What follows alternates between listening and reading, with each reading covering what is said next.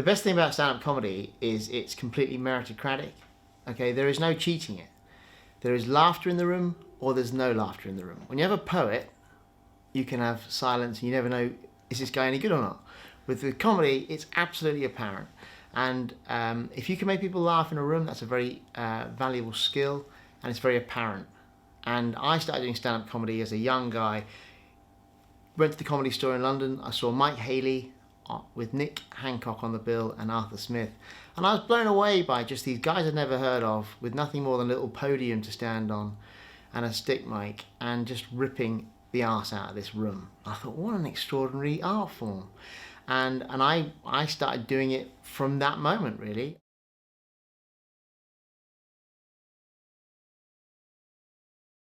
It's an interesting blur, the line between speaker and stand-up comic. I can bridge the two, and I don't necessarily change what I do, I just might change how I do it. So if I've got a podium and I'm at the top table, I will just normally speak slower and be less theatrical. When I'm on stage at the Great Room, I need to use that stage. So I think it's a case of delivery rather than content. And it's also having the maturity to understand that you can't do a stand-up comedy routine at a top table behind a podium because it looks eggy. And so you have to have the emotional intelligence to work out what's required. And when you're booked at a corporate event, you've got to read the room. And that's the key skill. I mean, you need the history and the industry to do what you've got to do, but you've also got to account for what's in front of you. And I've done dinners with the same stuff, but behind the podium.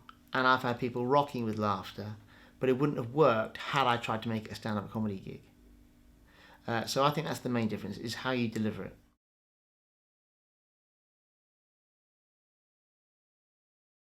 I do try and moderate my material for who's in front of me.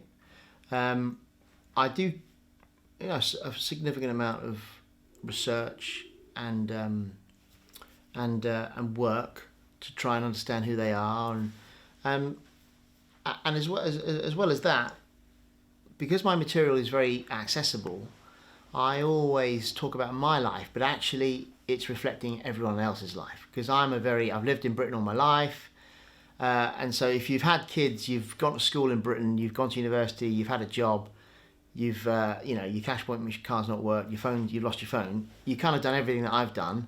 So my comedy really is getting people to laugh at themselves. And I think that's a nice way to make people laugh because it feels very inclusive. So people feel a connection with me during my set.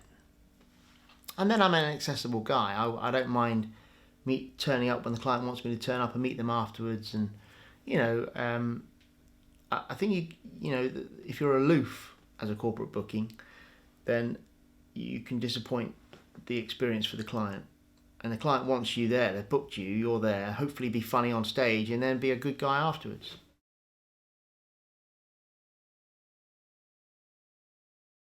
My comedy is every day, and that makes it quite hard to write because you can't observe things that people have already observed. That's very banal.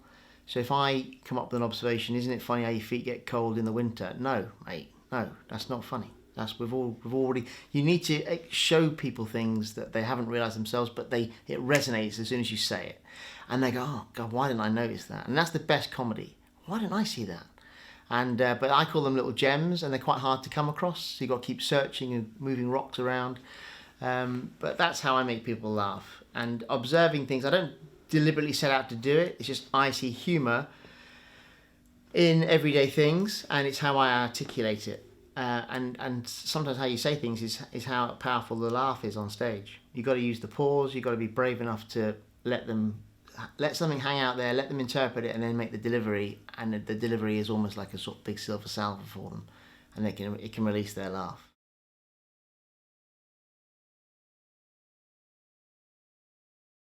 So a good host will take the script and will then find nuance and comedy through it, and I love doing that.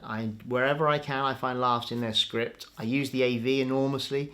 I always get excited when I'm doing an award ceremony with slides. I've been lucky enough to do a Bag on News for You a few times, and the picture captions and the line going with them are always massive laughs in the studio, and you can do the same in an award ceremony.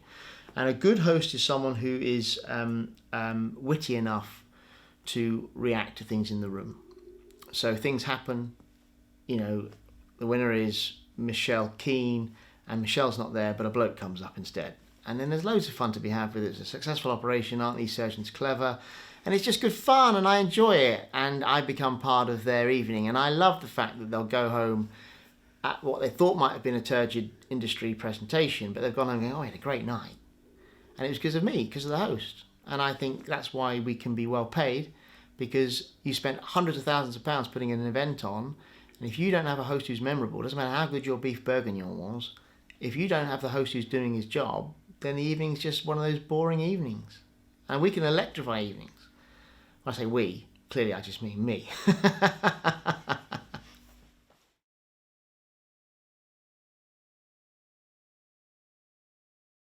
I take awards hosting very seriously because it's allowed me to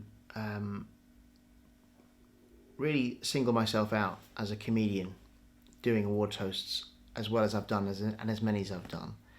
So I take them very seriously, I enjoy them, and I work very hard on them. And often I'll go in to see the client beforehand and we'll go through some slides. I might advise them based on how many gigs I've done, how they work best, if they split the awards, if they don't split the awards.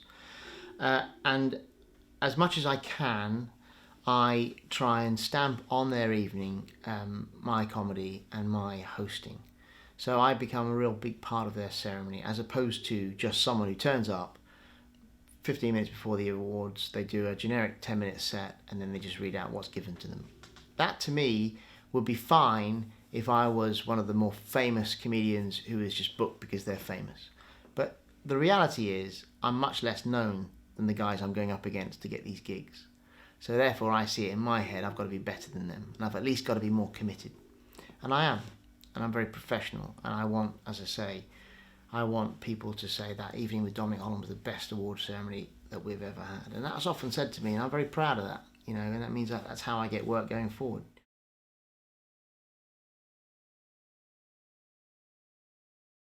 I think people would normally say corporate audiences are more difficult, but, I don't know. The setups are often not as agreeable. At the Comedy Store, you got 500 people in a room. You couldn't get any more people in. They've got a low ceiling, brilliant PA, little stage, perfect. But if you get a good corporate audience and you get a good, you're at the Belfry and they're all packed around you, and you're doing a good awards ceremony, you can have a fantastic night, and they can be really memorable, especially for them, because it punctuates their year, and they're not expecting it to be as much fun as it is. And I like the fact that you can leave that indelible mark on that company.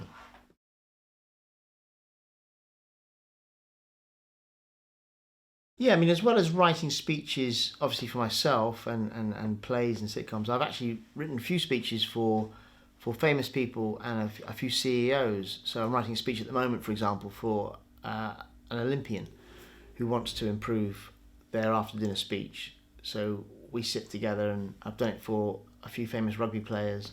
I've done it for a few CEOs. I was doing a big conference a few years back for a medical company. I was there for 2 days and got to know the CEO quite well. And in the course of our exchange over lunch, I wrote her introductions for the afternoon keynote. And it went so well. She was so excited at getting laughs in the room. She got me in to write a speech for her. And I enjoyed doing that.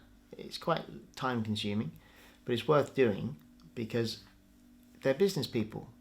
And if you can be humorous in your keynote, then you're going to have much more likelihood to keep the audience's attention. And so I enjoy doing that, yeah. And I'm doing it more and more.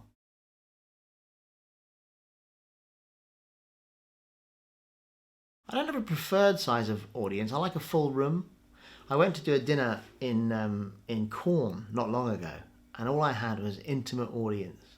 And I turned up there in this nice little hotel, and there were like 16 people around a board table having dinner. And I said, "What?" And he said, "Yeah, we've seen you before. We would love you to come and do a half-hour set." I thought, "Oh my Lord!" And he had a PA for me. He had a PA, a really cheap PA, at the end of this sort of oval table. So I was thinking this is really unusual. So I sort of grabbed the mic and I realised immediately the mic was going to be overwhelming. So I dumped the mic and I did 45 minutes just chatting and it became a big dinner party. And it was very agreeable and everyone had a great time. I went around the room almost taking the mickey out of all of them. But it was great fun. I really enjoyed it. But the best gigs are a full room. So if there's 1,000 people in a 1,000 people room, fantastic. If there's 1,000 people room in a 3,000 seater, not so good. I'm not fazed by big rooms. I've done 4,000 people at Cowes Regatta. It doesn't faze me at all. They're just punters and I've got a good mic. As long as I've got good equipment, then you've got to be confident enough to settle at the beginning. Understand there's going to be loads of ambient noise. Let it absorb it, let them come in, and then you better be funny when they're ready. And I am funny, so I can make them laugh. So it doesn't worry me about big rooms. The great room with Grosvenor House. I've had some of the best gigs of my life there.